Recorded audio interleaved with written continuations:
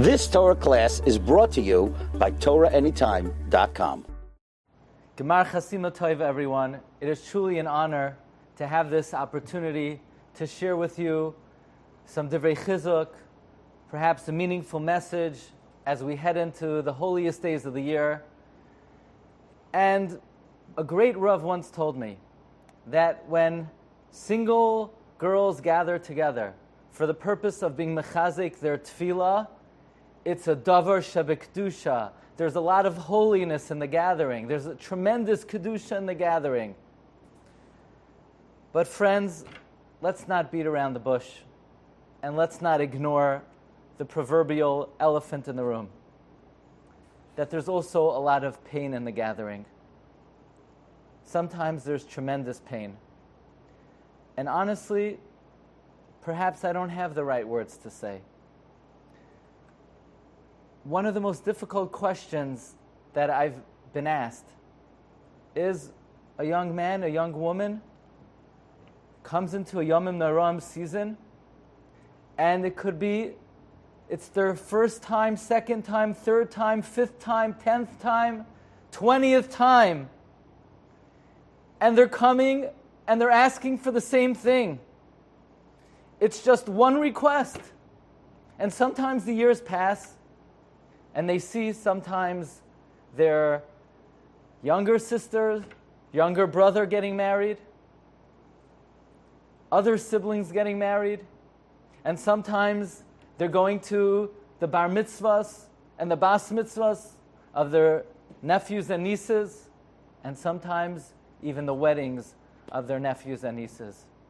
And it comes a Yaman Naran, again, another Yaman Naran. And we turn to Ribbon Shalom and we say, it's the same request. We just have one request, Ribbon Shalom. When is it going to be my turn? How do we approach a Yaman Naran season with this gnawing question on our mind? And I'll be honest with you. When I think about this question, it's a heart-wrenching question. And I feel completely inadequate to offer a meaningful response. What should I say? Daven more, daven better, after so many heart-wrenching tefillos, after outpouring of kavana belevu v'nefesh? I don't think that would be a meaningful response. But a certain idea resonates with me, and I think it's a powerful idea. I think it's an effective idea, and I think it's a very meaningful idea. The central theme of the Yaman Naran, of a Rosh Hashanah, of a Yom HaKippurim, is malchios, accepting Hashem's sovereignty. We say, the saying, Tein pachtecha, Hashem Elokeinu Akol Ma'asech, Rebbeinu Shalom, place your fear, place your awe over the whole world. That is the fundamental theme of all the davening on the Yom Naran.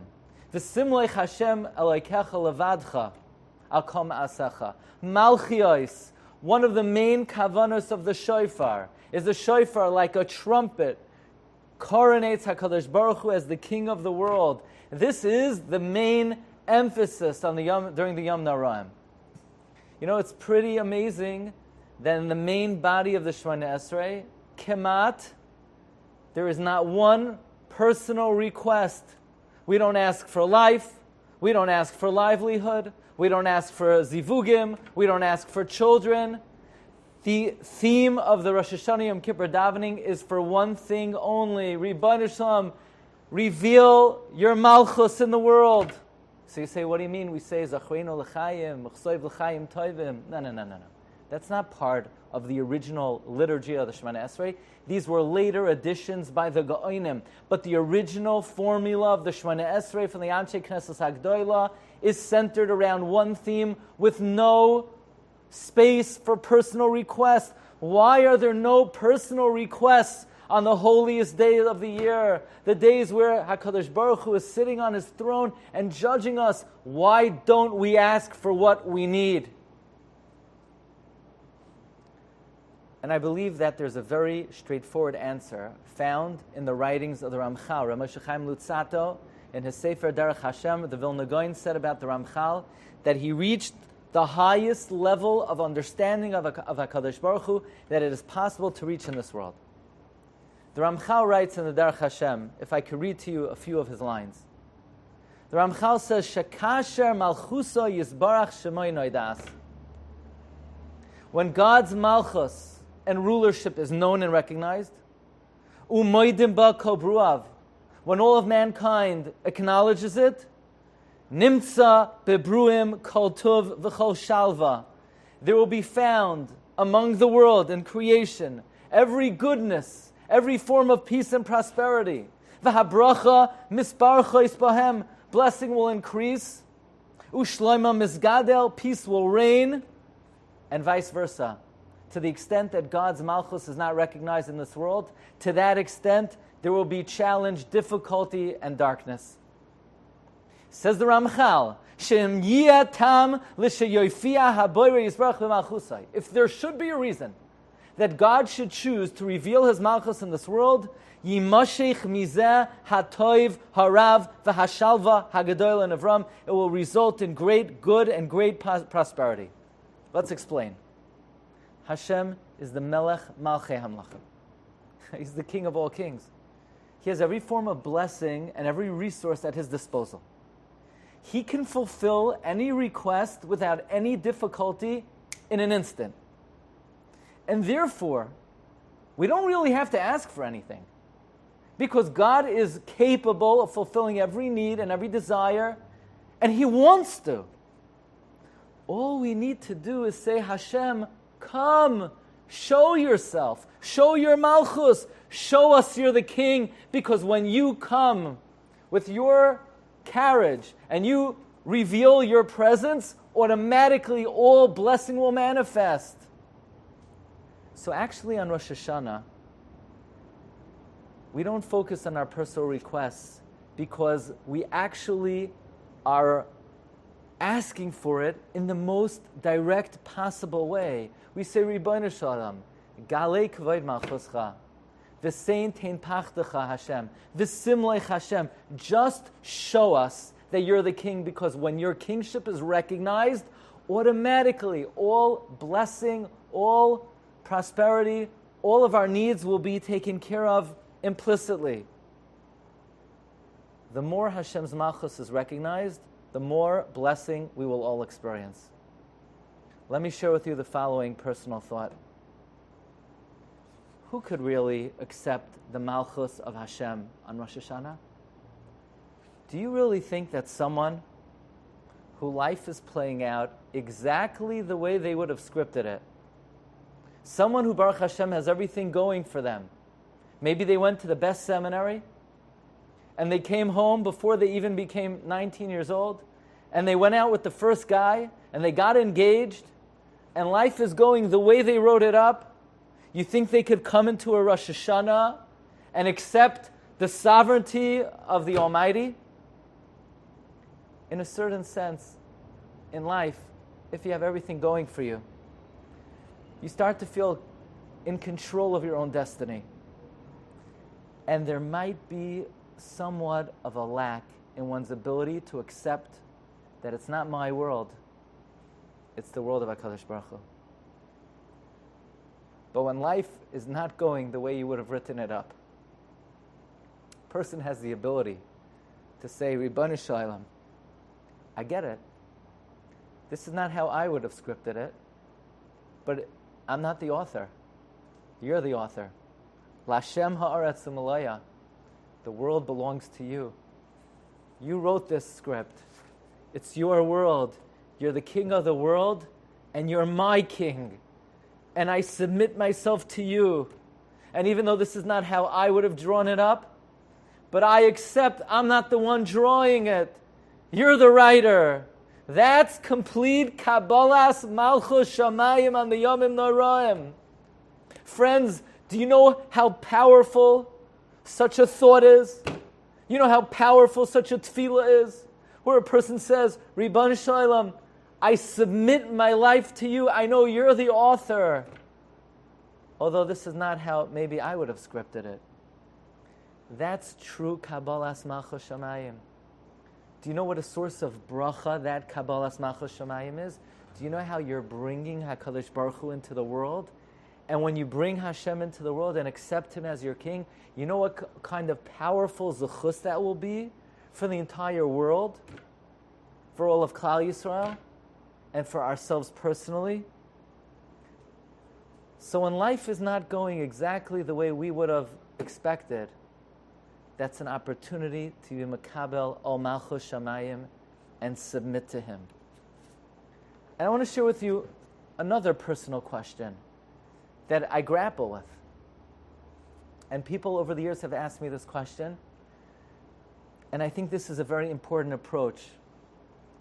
So if on the one hand, if I'm going through a challenge in life, and I'm supposed to accept the malchus of shamayim, that this is the will of Hashem, and Hashem's the author, and I just work here. So should I just accept it? And at what point do I say, maybe my tefillah, maybe my prayer is not only counterproductive, but runs in the face of what Hashem wants in this world? And I think it's always important to bear in mind that Hashem created us in a way where we could live in this challenging dichotomy and yet accept both of these principles simultaneously. Let me explain. There was a great tzaddik, one of the Shvatim. His name was Naphtali. And Rachel named Naphtali. She says, "Vatoyme Rachel, Naftule Elokim niftalti yem achoisi gam yachalti." Rachel and Leah had this competition of sorts, where Leah kept popping out one child after another, Ruvain, Shimon, and Levi, and Rachel couldn't have a kid. What did Rachel say? Did Rachel say, "Okay, God, this is your will. You're the writer. I just work here. I accept the malchus of Shamayim"? Did Rachel say, "Okay, Hashem, please give me a child, but I understand if it's not what's best for me, then I defer to you"? Listen to Rashi. Rashi says, Naphtali. Where does this word come? Lashon ikeshu fesaltoil. A language of twisting, contorting. Nisakashti. V'hiftzarti.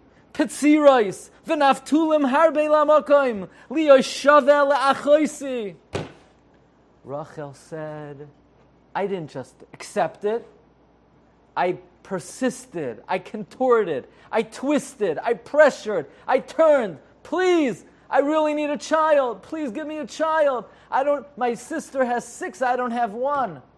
And she twisted herself into a pretzel and pressured and didn't let up and davened and davened and davened and davened until Rebbe Shem relented. Wait a second. Why wasn't Rachel makabel the malchus shamayim? Why didn't Rachel say, God, you're the king. I submit myself. You're the author. I just work here. And the answer, friends, is both attitudes are necessary, and we are able to have both of these perspectives at the same time. We come into a Rosh Hashanah and we say, Ribbon Shalom, we recognize that the situation that I am in, you put me here. And you put me here for my benefit. And maybe I wouldn't have written it up this way, but you know this is what's good for me. And I accept that. And you're the Melech of the world, and you're my Melech. And at the same time, we don't take it. We continue to pressure. We continue to contort and to twist and to ask, and we never let up, and we never give up hope. A Jew never gives up hope. Abraham and Sarah, they're the progenitors of the Jewish people. There was no chance they would produce the Jewish nation. It was not highly improbable for them to have children. It was not statistically unlikely. It was downright impossible. Abraham was a sris, he was impotent. Sarah was an islandess. She wasn't just barren. The Gemara says she didn't have the capability to have a child. And we're all here today. Says Rabbi Yitzchak Isaac Chaver, this teaches us that the very fabric of the Jewish people is we live, we exist above and beyond Yush. We exist above and beyond hopelessness. There's no such thing as hopelessness in the Jewish people. Yes, we accept the Malchus of Hashem. And a difficult situation actually lends itself. It's more conducive for us to have a meaningful Rosh Hashanah Yom Kippur. And at the same time, we keep banging down the doors because we know the tefillah will be effective ultimately. We know He's listening. It's just going to be a bit more. If I could share with you a skula mentioned by the Kli Yakar. You know, the Gemara tells us in Brachos, La'olam yehei adam zahir b'tfilas hamincha. Person should always be careful in the mincha prayer. Why? The Gemara says Eliyahu Hanavi was answered in the tefillah of mincha. There's a beautiful Kli Yakar. The Kli Yakar says, you know, we see in the Chumash itself the efficacy of mincha. How do we see that? Avram Avinu daven Shachris. He davens for the city of Sodom to be saved. It wasn't really saved. We don't find his tefillah was particularly accepted. Yaakov Avinu, he's at the Har Habayis. He davens to be saved from Esau, from Lavan. He was ultimately. But Vayetze Yitzchak lasuach basadeh. Yitzchak went out to pray in the field. Says the Kli Yakar, what do you think Yitzchak was davening for? Yitzchak's father just sent a shliach for him to find him a wife. Yitzchak was, in all likelihood, he was davening for a shidduch. Let's zoom in on Yitzchak Shemoneh Esrei. He finishes davening for a shidduch. And he lifts up his eyes. And who's there? Eliezer's coming. And who does Eliezer have? Rivka. Just imagine, he finished davening moments earlier. He lifts up his eyes after Elokai Nitzar, and there she is. Says the Kli Yakar, from here we see the efficacy of Tfilas Mincha. Because in the Chumash itself, Mincha, we see, was answered immediately. And therefore, of course, we're davening as much as we can. But if there is a juncture that is particularly effective, Tfilas Mincha, I saw in the Sefer Shavai V'Achlama, but that not only do we see that the tefillah of mincha is effective in general, but we see specifically it's effective for shidduchim. So for those awaiting their zivug hagon, an appropriate time to be mechazek in tefillah is tfilas mincha. And be'ezus Hashem, la'ytashuv tfilaseich reikam. The tefillah will never go away empty-handed.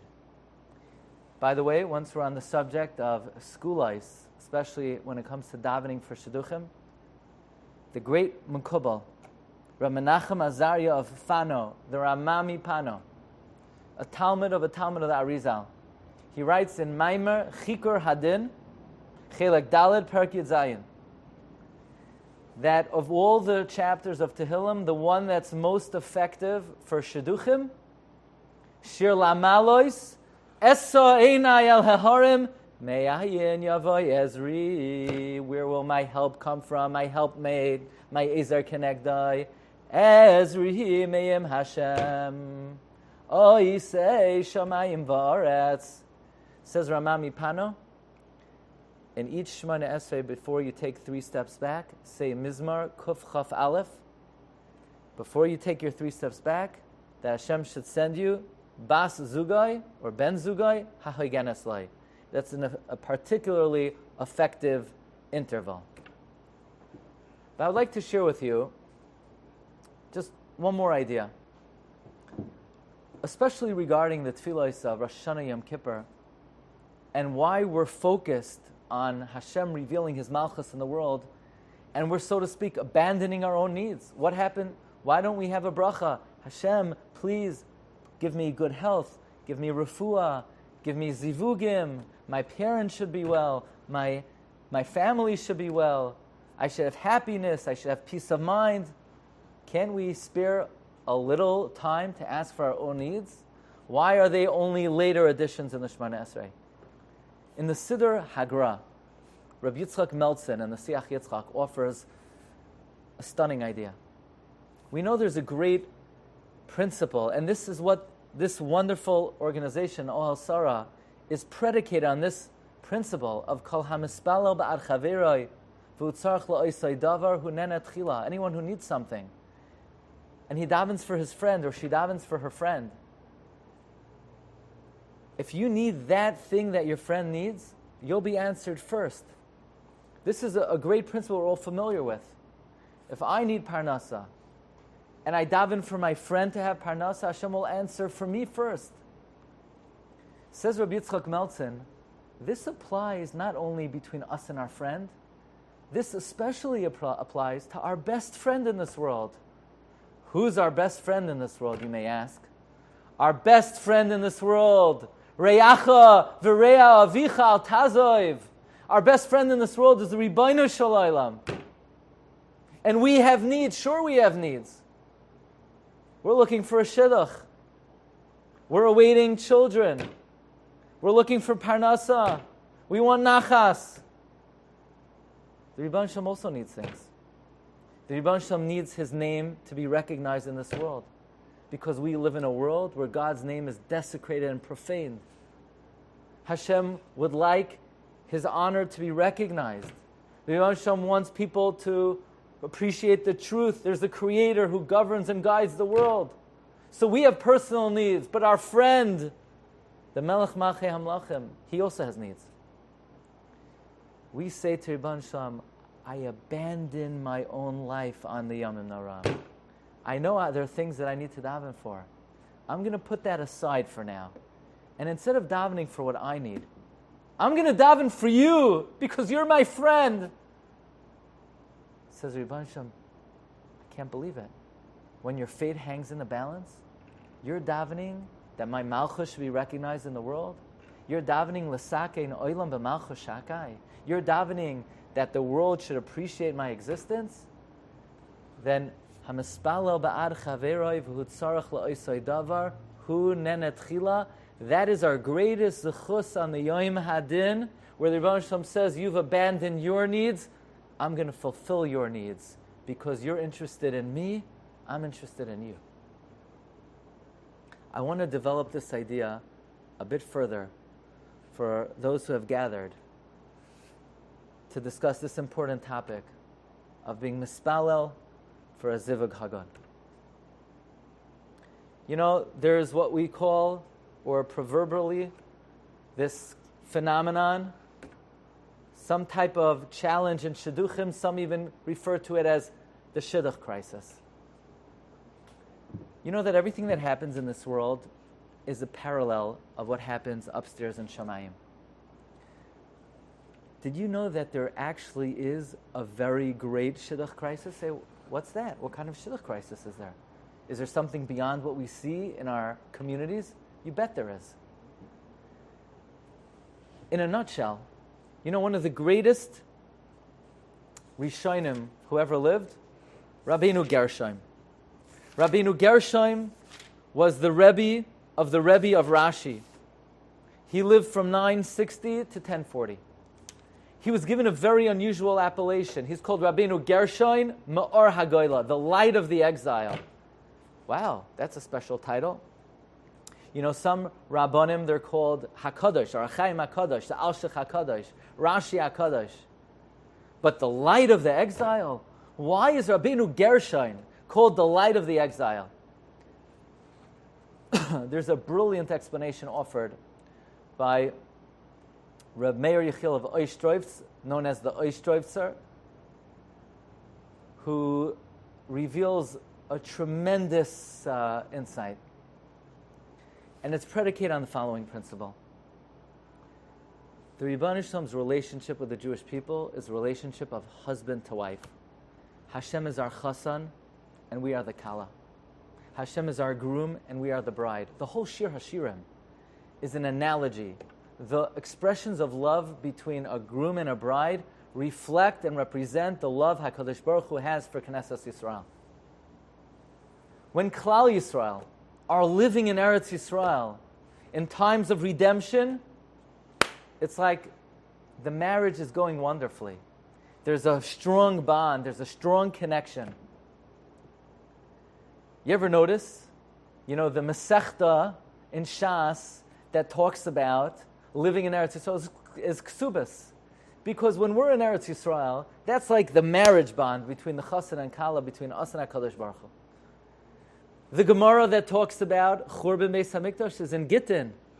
Because when the Beis HaMikdash is destroyed and we're in the exile, it's like there's a breakup, so to speak, between the Chassan and the Kala. The relationship between HaKadosh Baruch Hu and Knesset Yisrael is analogous to the relationship between husband and wife. Moreover, when a husband and wife marry, that reflects and creates a deeper connection between HaKadosh Baruch Hu and the Jewish people. Which means that now that we're in the Galus, there's a shidduch crisis. And you know what that shidduch crisis is? Who is going to be Meshadech HaKadosh Baruch Hu, the Chassan, with his prospective Kala, Klal Yisrael? Rabbeinu Gershon made 2 wondrous takanos. Actually, Rabbeinu Gershon made more than 90 takanos.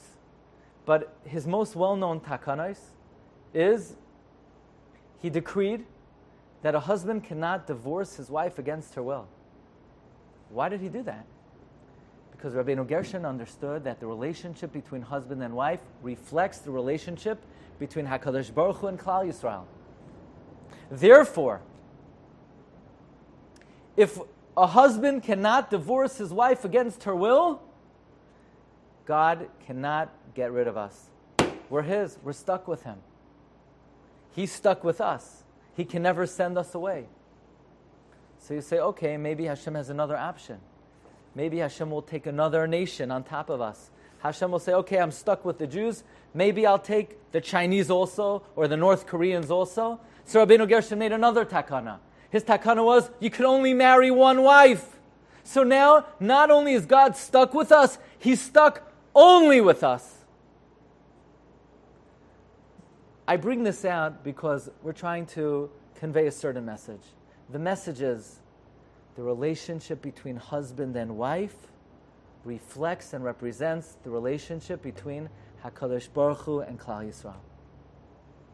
And if we see in the society we're living in and in the communities that we're in today that there's a shidduch crisis, that there's so many young men and women awaiting to find their zivug hagon, you could be sure that that's because there's some degree of crisis in the ultimate shidduch between HaKadosh Baruch Hu and Knesset Yisrael. Who's going to really tie the bond between HaKadosh Baruch Hu and Knesset Yisrael? When a Rosh Hashanah comes, when a Yom Kippur comes, during the Yaman Naran, yes, there are things we want to daven for. Yes, we all want to daven for our personal shidduch, and we should. And we should do it incessantly and not give up and keep banging down the door because he's listening and the tefillos are being effective and it's going to happen real soon. But a very powerful way to make the tefillos more effective is to daven for someone else's shidduch. And when I say someone else's shidduch, I don't just mean the girl who is in your class or the girl who is in the same seminary as you.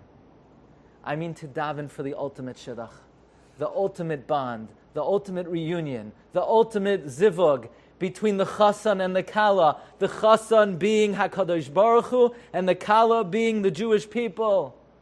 We say, Ribono Shel Olam, we know you're awaiting that marriage, that union. I may need a shidduch.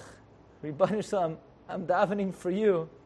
I'm davening that you should be able to consummate your bond with the Jewish people, to take us back to Eretz Yisrael. And that will be like a nesuin chadashim, like a new marriage. And we'll be all in Yerushalayim, and that will be like the chuppah. And we'll reunite with our chassan. So Ribono Shel Olam, yes, I've been waiting for my zivug.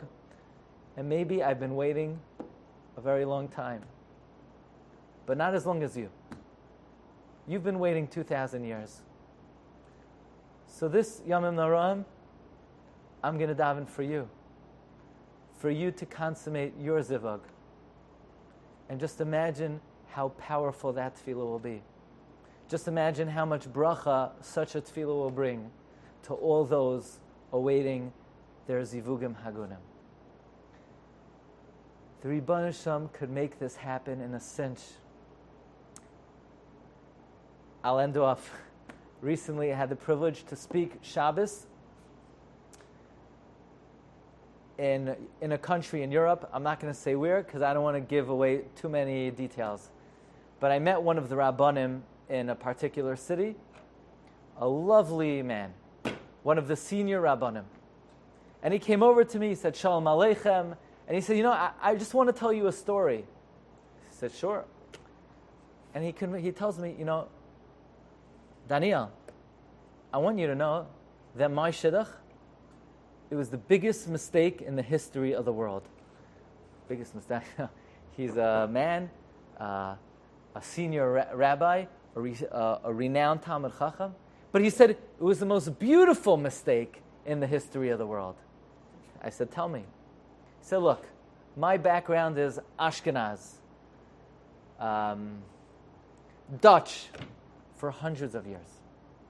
And we're very proper, and we're very particular, and and the Shadchan told me, you're going to meet a prospective young lady, you're going to go to the hotel, she's going to be in the lounge, you make a left, she'll be there. I went to the hotel at the designated time, I see the young lady, we sit down. At first sight, I knew she was the one. She looked at me, she knew I was the one. I came home, I told my mother said, what's the girl's name? Her name? Her name is Rachel. Rachel! That's not the girl. You're supposed to go out with Leah. Turns out, he met the wrong girl.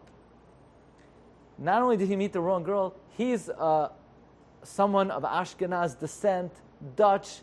She was a Hasidish girl of Hungarian descent. This is not a shidduch. The parents said, this can't be. It's a mistake. You're supposed to go to... The other boy also went to the wrong girl. He said, no, ma, she's the one. She tells her parents, you only went one at a time. They knew right away. They went out a few more times.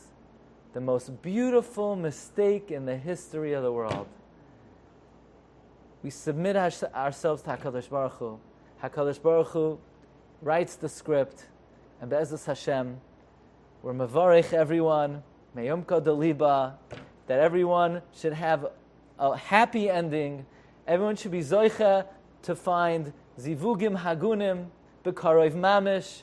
Everyone should be zoicha to build bayis neman b'Yisrael. Banim uvnei banim oiskam atar v'mitzvahs. And we're mispalel to see b'karov mamish, the ultimate zivug of the reunion of HaKadosh Baruch Hu with Klal Yisrael, b'bias goel tzedek, b'mher v'yameinu, amen, a gemar chasima taiva. You've just experienced another Torah class brought to you by TorahAnytime.com.